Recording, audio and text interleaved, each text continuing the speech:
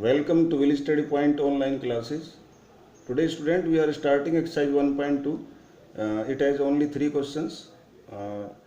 So first 2 questions देखते हैं, उसके बाद थर्ड को हम बताएंगे डिटेल में. तो फर्स्ट क्वेश्चन देखिए, state whether the following statement are true और फॉल्स. आपको ट्रू और फॉल्स बताना है और ये भी बताना है कि उसका रीजन क्या है. जस्टिफाई योर आंसर, तो रीजन भी बताना है. तो पहला क्वेश्चन है, every irrational number is a real number. ये ट्रू है या फॉल्स है. आप जानते हैं, मैं आपको पहले कॉन्सेप्ट बता चुका हूँ. जो ऑल इरेशनल नंबर जो भी होते हैं, ये सबके सब जो है, पूरा जो ग्रुप है वो रियल नंबर के अंदर प्रेजेंट रहता है. अब ये छोटा ग्रुप है, इस बड़े ग्रुप के अंदर प्रेजेंट रहता है, तो इसलिए ये स्टेटमेंट जो है ट्रू होगा, क्योंकि हम ये कह रहे हैं कि irrational number is a real number. हम इरेशनल को रियल के अंदर ले जा रहे हैं, तो ये ट्रू होगा. और इसका जो कारण है वो आपको समझाना है. तो इसका कैसे लिखते हैं मैं भी आपको रिटर्न जो है लिख के बता दूंगा. एक क्वेश्चन नंबर थर्ड लेते हैं. देखिए, every real number is an irrational number. यहाँ पर इन्होंने जो है उल्टा लिख दिया है ऊपर वाले का. एवरी रियल नंबर, क्या सारे रियल नंबर का जो ग्रुप है इरेशनल के अंदर आ सकता है? नहीं आ सकता, क्योंकि ये ग्रुप बड़ा है. बड़ा ग्रुप छोटे के अंदर नहीं आ सकता, इसलिए ये क्या है, फॉल्स है. अब आप इसको समझ सकते हैं कि रियल के अंदर जो है इरेशनल और रेशनल दोनों होते हैं. लेकिन क्या मैं इरेशनल को तो मैं इरेशनल कह सकता हूँ, लेकिन क्या मैं रेशनल को इरेशनल कह सकता हूँ? नहीं. जैसे 2 है तो 2 इज आ इरेशनल नंबर, मैं ऐसे पढ़ता हूँ तो वो रॉन्ग हो जाएगा. ठीक है, तो ये फॉल्स स्टेटमेंट है. बात करते हैं सेकंड की. Every point on the number line is of the form under root m. ये कह रहे हैं कि नंबर लाइन लो, उस पे जो पॉइंट्स होते हैं जैसे 1 2 3 0 1 2 3 राइट साइड में होते हैं, लेफ्ट साइड में -1 2 3 होते हैं. तो आपको ये प्रूव करना है कि जो भी जो पॉइंट है, चाहे वो नेगेटिव हो, चाहे 0 हो और चाहे पॉजिटिव हो, सबके सब जो है इस फॉर्मेट में बन सकते हैं, अंडर रूट m के फॉर्मेट में. और जब m के फॉर्मेट बनेंगे तो m क्या रहेगा, नेचुरल नंबर रहेगा. और ये स्टेटमेंट भी फॉल्स है, ऐसा नहीं हो सकता. मैं आपको एग्जांपल देता हूँ. जब भी आपको स्टेटमेंट फॉल्स करना हो, एक एग्जांपल देना होता है. तो देखिए, अंडर रूट जो m है, ये मैं आपको दिखा रहा हूँ. ये देखिए आपके सामने. जो पहले उसी सेकंड पार्ट को लेते हैं. नंबर लाइन है, 0 है, पॉजिटिव नंबर, नेगेटिव नंबर है.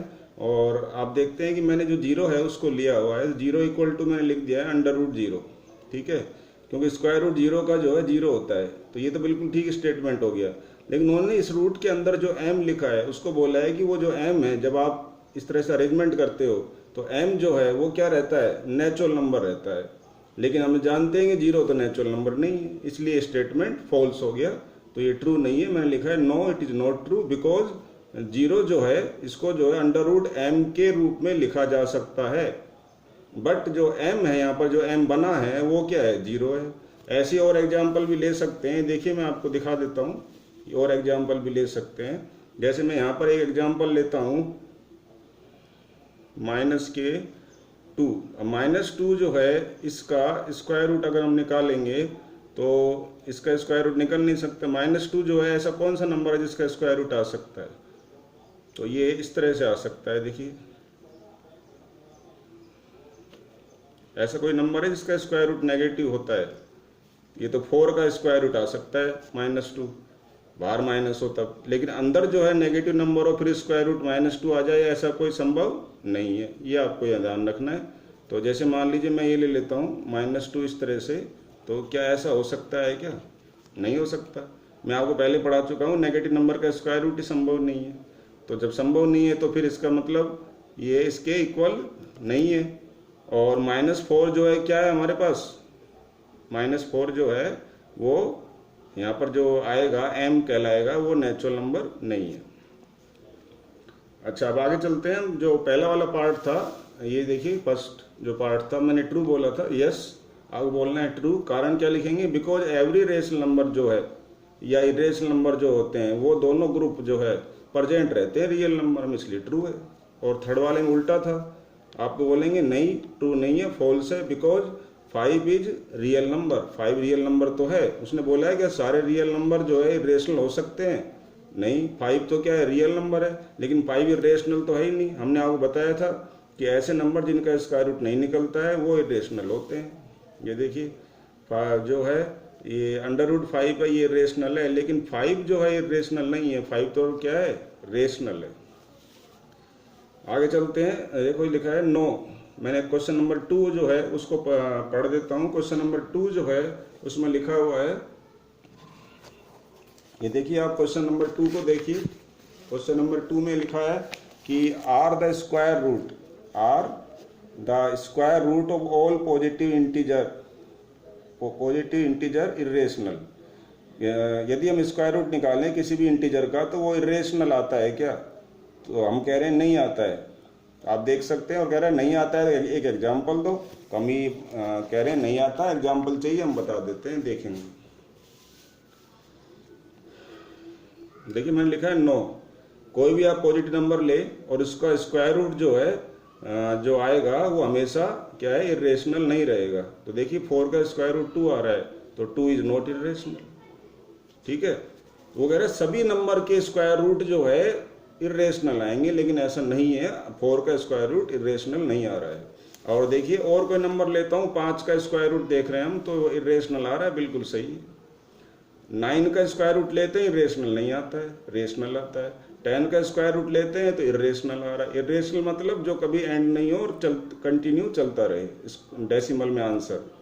ठीक है, तो इरेशनल जो है तभी बोलना है आपको जब स्क्वायर रूट निकालें और उसका आंसर फिक्स नहीं आए, कंटिन्यू चलता रहे और रिपीट भी नहीं हो। देखो रिपीट भी नहीं हो रहा है, 2 आ रहा है, 8 आ रहा है, 9 आ रहा है, रिपीट भी नहीं हो रहा है।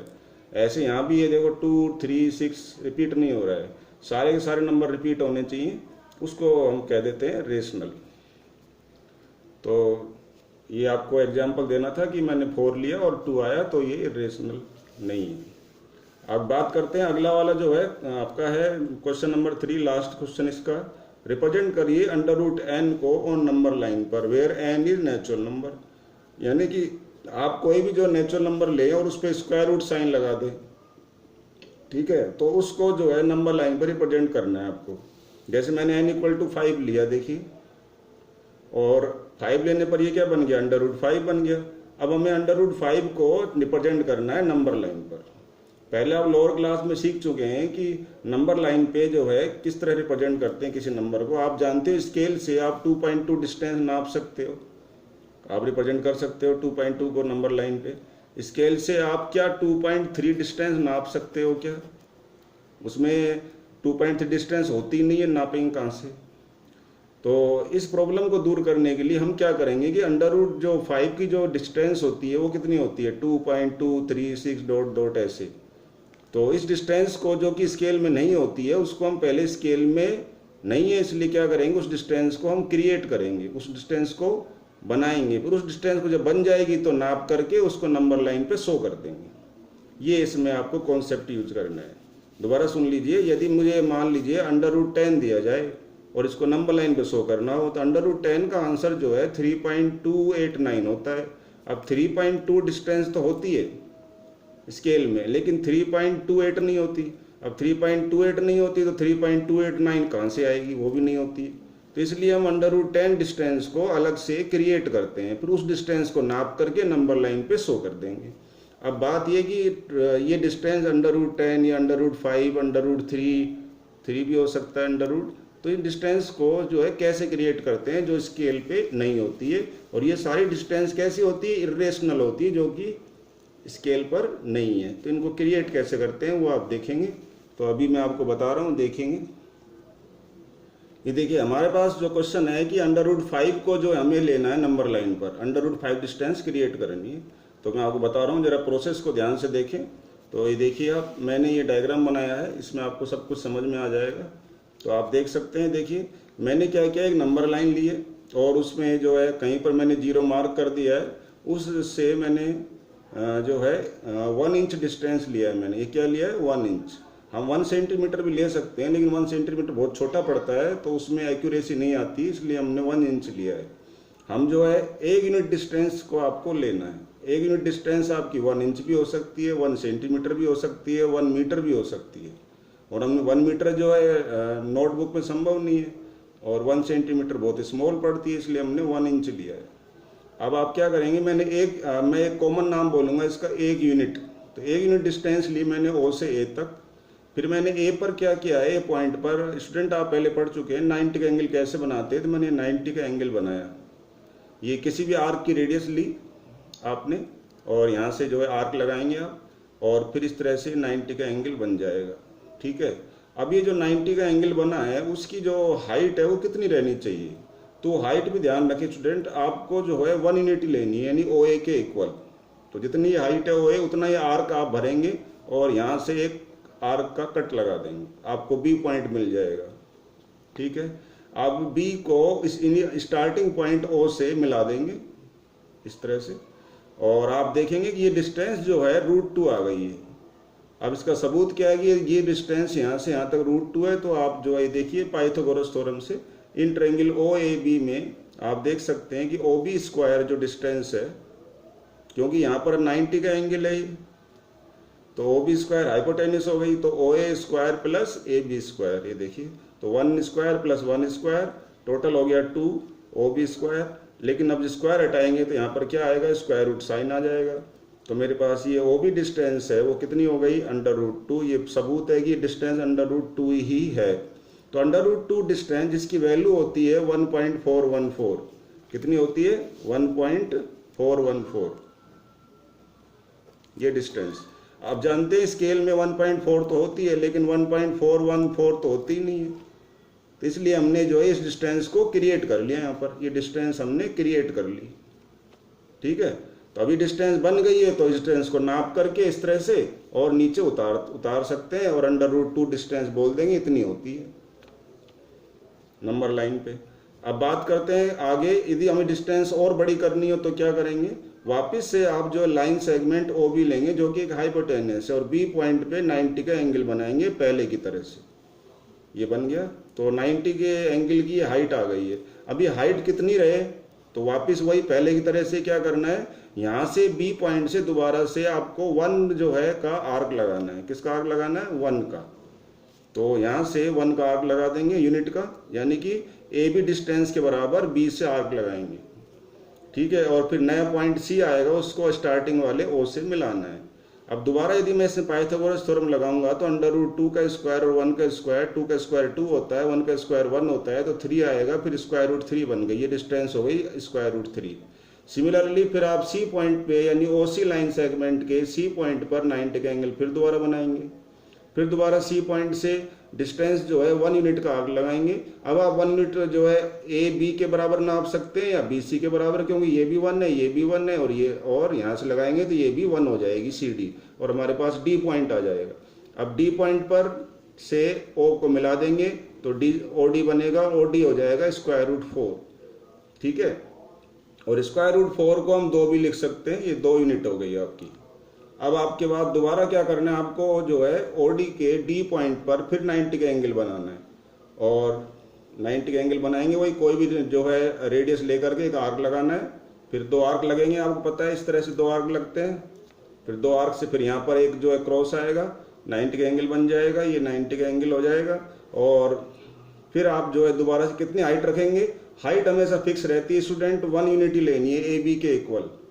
ठीक है, चाहे आप ये हाइट जो यहाँ से लगा रहे हो 1 यूनिट की, चाहे यहाँ से भी नाप सकते हो, क्योंकि सभी 1 है, ये भी 1 है, ये भी 1 है, ये भी 1 है, सब 1 है। तो नाप करके आर्क लगाएंगे, पॉइंट ई आ जाएगा, ई पॉइंट को फिर ओ से मिला देंगे। तो अब हम कर रहे हैं कि 2 का स्क्वायर क्या होता है 4, या √4 का स्क्वायर 4 होता है, ऐसे कह सकते हैं आप। ध्यान रखिए √ जो 4 होता है उसका स्क्वायर 4 होता है, या ऐसे कह सकते हो कि 2 का स्क्वायर 4 होता है। तो ये डिस्टेंस तो हो जाएगी 4, और ये डिस्टेंस 1 है, तो 1 का स्क्वायर 1 होता है, तो 4 + 1 √5 हो जाएगा। 4 + 1 5 होता है, लेकिन जब हम ओ ई स्क्वायर में से स्क्वायर हटाएंगे तो ओ ई क्या हो जाएगा √5। ये देखिए मैंने करा है इसको, देखिए इस ट्रायंगल में आपने जो ट्रायंगल लिया है O D E, O E square equal to O D square plus D E square, 4 √4 square plus 1 square, 4 + 1, तो मेरे पास आ गया ओ इक्वल टू √5। ये स्क्वायर हटाने पर ये डिस्टेंस मेरे पास √5 आ चुकी है। अब मैं इस डिस्टेंस को कंपास में क्या करूँगा, फिल कर लूँगा।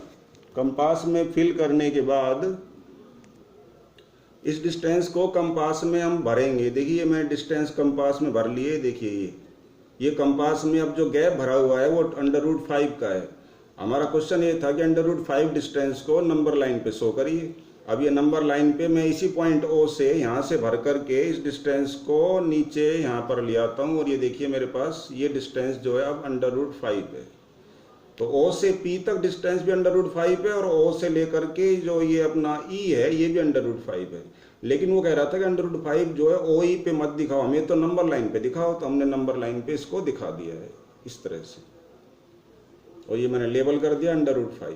तो स्टूडेंट मैंने यहाँ पर लिखा है, देखिए OE = OP। जो OE है वो OP के इक्वल है, ये OE बराबर है OP के। तो हमने OP डिस्टेंस जो है √5 है, उस डिस्टेंस को हमने नंबर लाइन पे शो कर दिया है। ठीक है, इस तरह से आपको इरेशनल नंबर वाली डिस्टेंस जो होती है नंबर लाइन पे शो करनी होती है, लेकिन उसके पहले आपको वो डिस्टेंस क्रिएट करनी होती है। आपसे कहे कि √3 डिस्टेंस को शो करो, तो आपको डायग्राम केवल ये राइट ट्रायंगल और ये राइट ट्रायंगल इतना ही बनाना है, बस केवल यहीं तक बनेगा।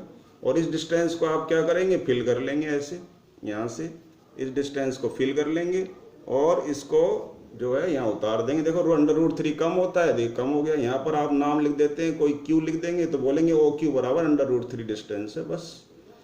और √7 बोलते हैं आपको, तो 5 के बाद एक 6 वाला केस भी होगा और फिर एक 7 वाला होगा। वो डिस्टेंस भर लेंगे हम और फिर उसको इधर उतार देंगे। इस तरह से करना होता है। आई होप आपको समझ में आ गया होगा। So please like, share and subscribe my channel. Thank you.